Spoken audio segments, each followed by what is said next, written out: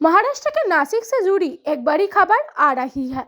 नासिक के हजारों किसान और आदिवासी लोगों ने अपनी लंबी पैदल यात्रा को फिलहाल के लिए खत्म कर दिया है।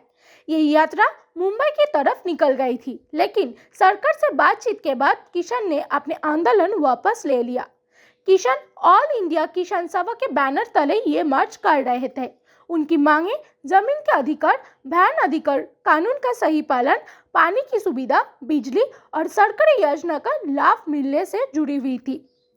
किसान का कहना था कि जमीन के कागज में गलतियों की वजह से उनकी कई योजनाओं का फायदा नहीं मिल पा रहा है। इसी बात को लेकर वो सरकार तक अपनी आवाज पहुंचाने चाहते थे। सरकार के साथ हुई बैठक में अधिकारियों ने किसान को भरोसा दिया है कि उनकी मांगे समय के अंदर पूरी की जाएगी। इसके बाद आंदोलन के नेताओं ने लॉन्ग मार्च खत्म करने के ऐलान किया। किसान संगठन ने कहा है कि वो सरकार के वादों पर नजर रखेंगे और अगर जरूरत पड़ी तो फिर से आवाज उठाएंगे। फिलहाल के लिए नासिक के किसान के ये लंबी यात्रा शांतिपूर्ण तरीके से संपन्न हुए है।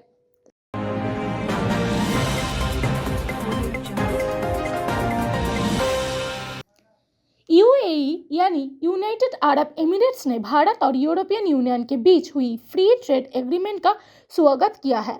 यूएई ने कहा है कि ये समझौता दुनिया के लिए व्यापार को आगे बढ़ने वाला एक अच्छा कदम है। यूएई का विदेश मंत्रालय के मुताबिक भारत और यूरोप का ये एग्रीमेंट दिखाता है कि दोनों तरफ फ्री ट्रेड और आपस के सहयोग पर जोर दिया जा रहा है। इससे सिर्फ दो देशों को ही नहीं बल्कि ग्लोबल ट्रेड को भी फायदा होगा। यूएई के एक मंत्री ने कहा है कि ऐसे बड़े ट्रेड एग्रीमेंट से बिजनेस को बढ़ावा मिलता है, निवेश बढ़ता है और रोजगार के नए मौके बनता है। यूएई ने यह भी कहा है कि भारत के साथ उसका अपना ट्रेड एग्रीमेंट पहले से ही काफ़ी सफल रहा है। इसी वजह से यूएई को लगता है कि इंडिया ईयू एफटीए भी अच्छे नतीजे देगा। यूएई ने उम्मीद जताई है कि भविष्य में यूरोपियन यूनियन के साथ उसके अपने ट्रेड टॉक्स भी आगे बढ़ेगा। यूएई का कहना है कि फ्री ट्रेड से देशों के बीच रिश्तों में मजबूती आती है और विकास को रास्ता मिलता है। India EU free trade agreement से भारतीय प्रोडक्ट्स को यूरोप के बाजार में बेहतर मौका मिलने की उम्मीद है, जबकि यूरोपियन कंपनीज को भारत के बाजार तक और आसान पहुंच मिलेगा।